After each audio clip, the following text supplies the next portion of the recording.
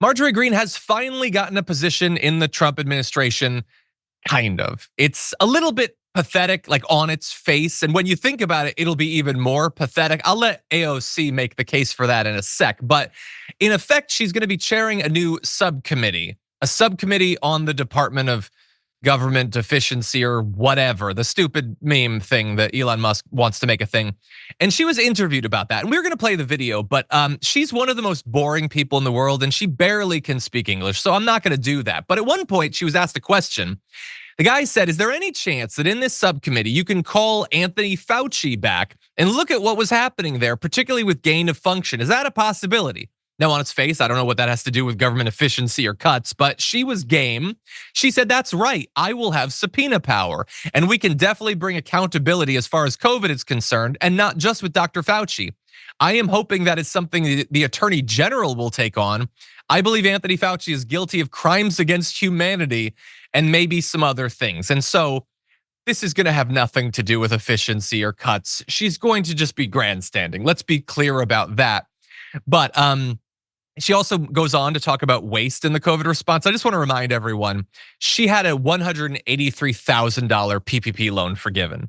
So yeah, it seems like there was a little bit of waste actually. But anyway, AOC responded to that saying, this is good actually. She barely shows up and doesn't do the reading. To borrow a phrase I saw elsewhere, it's like giving someone an unplugged controller. I love that image of like your little kid brother wanting to play video games with you. And you just give him the unplugged one and he thinks he's doing something, but he's really not. She goes on to say, absolutely dying at those two, Vivek Ramaswamy and Elon Musk, now getting assigned the privilege of working with MTG. That is actually hilarious. Enjoy, fellas, very prestigious post you have there. It's feeling more like just busy work to me. I don't discount how much damage Elon Musk can potentially do in that position. Now, how long will he actually be interested in being a part of this? I don't know. He gets bored and moves on from things after a couple of weeks, but the fact that it's Vivek Ramaswamy, Elon Musk, and Marjorie Greene makes the entire thing seem pretty clownish. But what do you think, Jordan?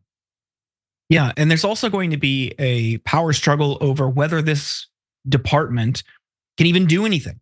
It might just be they have a high profile like advisor role for Trump's budget, which probably will never get passed.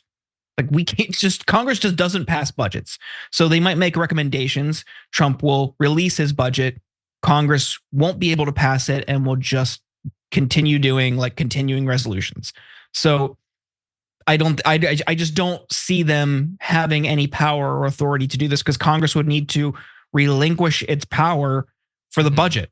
And it's like Congress controls the purse. They're not going to give that up.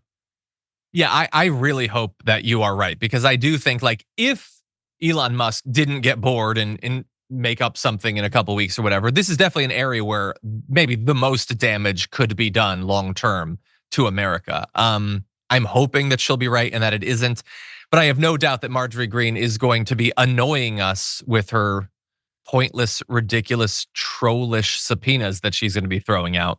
So everybody prepare yourself for that.